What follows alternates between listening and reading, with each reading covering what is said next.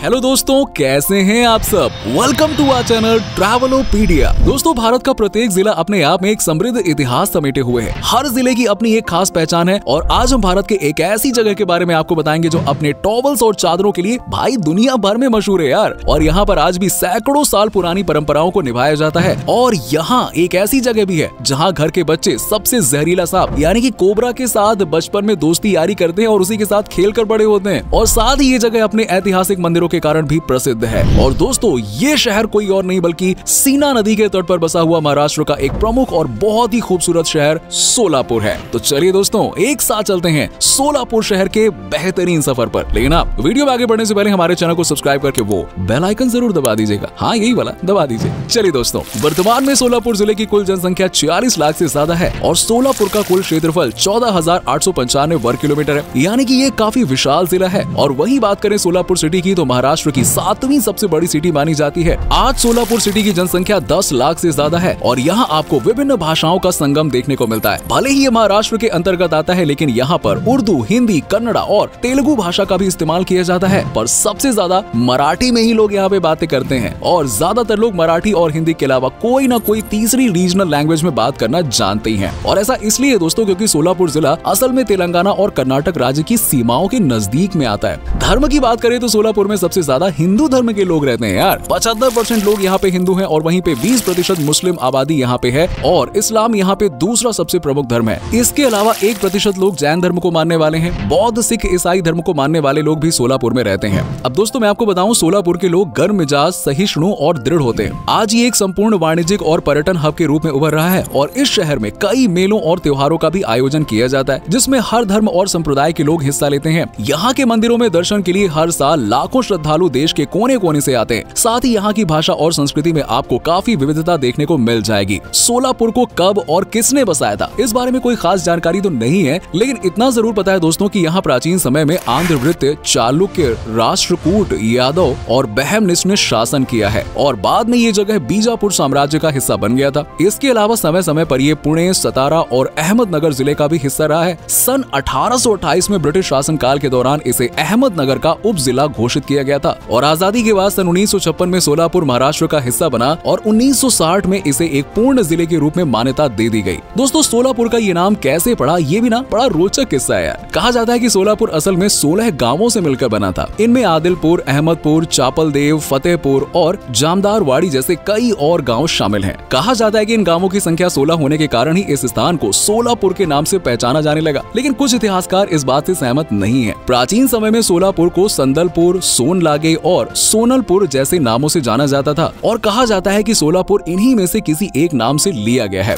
आपको बता दें कि आज की तारीख में सोलापुर एक प्रमुख एजुकेशनल हब बन चुका है और पूरे जिले में 65 से अधिक कॉलेज हैं, जिसमें इंजीनियरिंग कॉलेज, मैनेजमेंट कॉलेज और मेडिकल कॉलेज भी शामिल हैं। आसपास के कई जिलों के लोग सोलापुर में पढ़ाई करने के लिए आते हैं और साल 2011 की जनगणना के अनुसार सोलापुर का लिटरेसी रेट 83% है। सोलापुर अपनी textile industry, handloom, power loom और बीड़ी बनाने के उद्योग के कारण सबसे ज्यादा प्रसिद्ध है। यहाँ की चादर, आए हाय क्या ही कहना भाई, पूरे भारत ही नहीं बल्कि पूरी दुनिया में प्रसिद्ध है। कई देशों में यहाँ की चादरें एक्सपोर्ट की जाती हैं और साथ ही साथ यहाँ की टेरी टॉवल भी काफी ज्यादा फेमस है। सोलापुर जाने वाले पर्यटक यहाँ की चादर और टॉवल जरूर खरीद कर जाते हैं। इसके अलावा बीड़ी बनाने का काम भी यहाँ पे बहुत बड़े पैमाने पर किया जाता है। शहर की अर्थव्यवस्था मैन्युफैक्चरिंग सेक्टर के साथ साथ इंडस्ट्रियल सेक्टर पर भी निर्भर करती है। सोलापुर जिले के अंदर आने वाले गाँव में ज्यादातर लोग खेती बाड़ी करके ही अपना जीवन यापन करते हैं। यहाँ पर गेहूँ, कपास, बाजरा, अनार, गन्ना, तिलहन, ज्वार, सोयाबीन और मूंगफली जैसी चीजों की पैदावार की जाती है। सोलापुर में कई सारी शुगर मिल्स भी लगी हुई हैं और सोलापुर में आज मेडिकल की बहुत अच्छी फैसिलिटीज मौजूद हैं। सोलापुर का इंफ्रास्ट्रक्चर पहले के मुकाबले काफी ज्यादा मजबूत हो गया है और आपको बता दें कि सोलापुर में ही महाराष्ट्र का पहला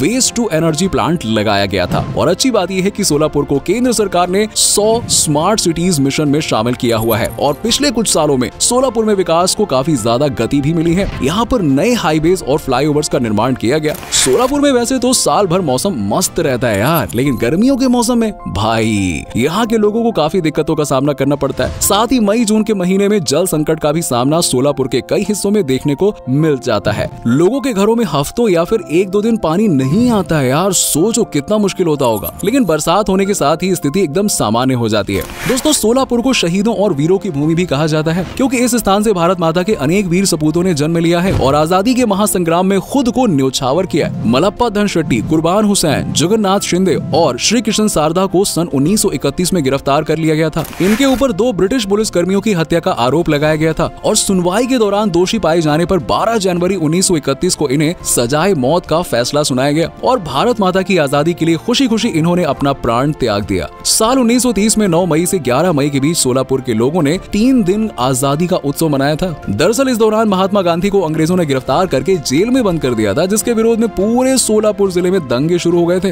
लोगों ने सड़कों पर उतरकर ब्रिटिशर्स का विरोध किया था। अंग्रेजों ने जवाबी कार्रवाई में गोलाबारी भी कर दी थी और कई आम लोगों की उस दौरान मौत हो गई थी। 1930 में सोलापुर की म्युनिसिपल काउंसिलिंग पहली ऐसी म्युनिसिपल काउंसिलिंग थी जहां तिरंगा ध्वज फहराया गया था। दोस्तों, कई महान हस्तियों का संबंध भी सोलापुर से रहा है। महान पेंटर M.F. हुसैन का जन्म सोलापुर के पंढरपुर में ही हुआ था। इसके अलावा शशिकला, अतुल कुलकर्णी, केदार जाधव और सुशील कुमार शिंदे आदि सोलापुर से ही ताल्लुक रखते हैं। सोलापुर के लोग बहुत ही फ्रेंडली नेचर के होते हैं यार, और आसानी से आप यहाँ के लोगों से दोस्ती कर सकते हो। लेकिन भूल कर भी यहाँ के लोगों के साथ ना बदतमीजी या फिर गलत भाषा में बात करने की कोशिश भी मत करना, वरना मैंने बताया ना ये बड़े गरम मिजाज के भी होते हैं और आपको भारी कीमत चुकानी पड़ सकती है। यहाँ के लोग ना जब तक दोस्त होते हैं तब तक तो भाई एकदम मस्त चिल है, सब बढ़िया है, और अगर आपने इनको गुस्सा दिला दिया तो फिर यहाँ के लोग बहुत ही अच्छे से आपको जवाब भी देते हैं, तो जो आपको सुनना बिल्कुल पसंद नहीं आएगा। दोस्तों, इस शहर में साल भर कई प्रकार के त्योहार मनाए जाते हैं। मकर संक्रांति के दौरान नंदी ध्वज की यात्रा निकाली जाती है और वहीं भगवान सिद्धेश्वर की शादी की सालगिरह के अवसर पर गड़ा यात्रा का आयोजन किया जाता है। सोलापुर के साईं मंदिर में हर साल 6 दिवसीय विशाल मेले का आयोजन भी किया जाता है और आपको बता दें कि लावड़ी, गोंधल और धानगिरी सोलापुर के प्रसिद्ध लोक कला है।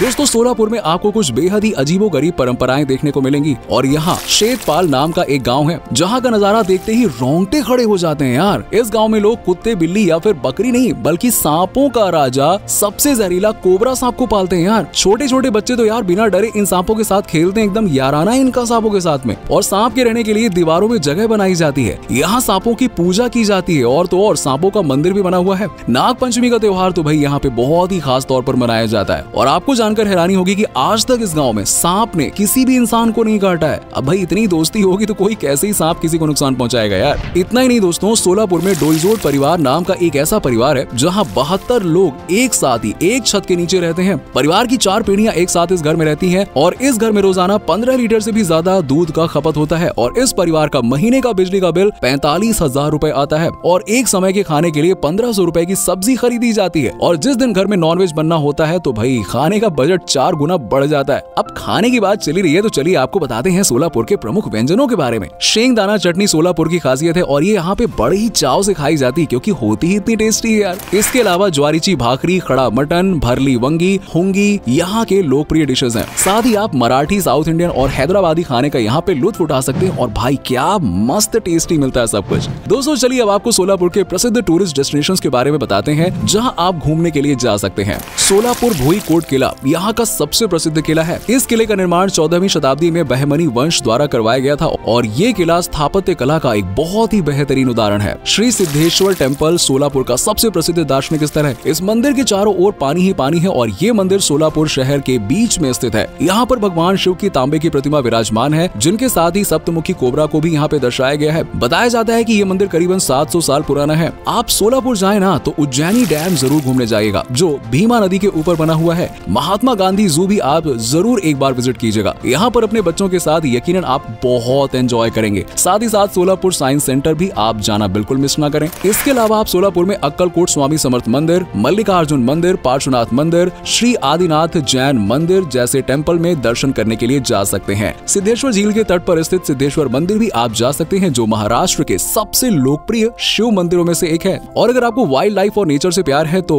Great Indian worst wild life sanctuary जरूर घूमने जाना। इसके अलावा आप हुतात्मा गार्डन और एकरुख लेक भी देखने जा सकते हो। मोतीबाग झील सोलापुर में एक प्रमुख आकर्षण का केंद्र है। सोलापुर न केवल घूमने के लिए बहुत ही शानदार शहर बल्कि यहाँ रहने के लिए भी बहुत सही जगह है यार। सोलापुर में जाने के लिए आप सड़क मार्ग, हवाई मार्ग या फिर रेल मार्ग किसी भी तरीके के साधन का इस्तेमाल कर सकते हैं। सोलापुर रेलवे स्टेशन यहाँ का प्रमुख रेलवे स्टेशन है और अगर आप फ्लाइट के जरिए सोलापुर जाना चाहते हैं तो आपको पुणे आना होगा और पुणे से सोलापुर की दूरी 245 किलोमीटर की है। वहीं मुंबई से सोलापुर की 456 किलोमीटर है और यहाँ से सड़क और रेल मार्ग से पहुँचना भी बहुत आसान है यार। सोलापुर में आपको रहने के लिए काफी किफायती दामों में होटल और धर्मशाला मिल जाएंगी और सोलापुर घूमने के लिए 3 दिन काफी है भाई। तो दोस्तों, ये ये था महाराष्ट्र के प्रमुख शहरों में से एक सोलापुर। उम्मीद करता हूँ कि आपको हमारा ये एपिसोड पसंद आया होगा। हमें नीचे कमेंट सेक्शन में कमेंट करके बताइए कि आज का वीडियो आपको कैसा लगा। सोलापुर की कौन कौन सी बातें आपको अच्छी लगी, आप में से कोई सोलापुर से है या फिर महाराष्ट्र से है, तो हमें कमेंट सेक्शन में जरूर बताना। और अगर आप कभी सोलापुर गए हैं तो आपका एक्सपीरियंस कैसा रहा,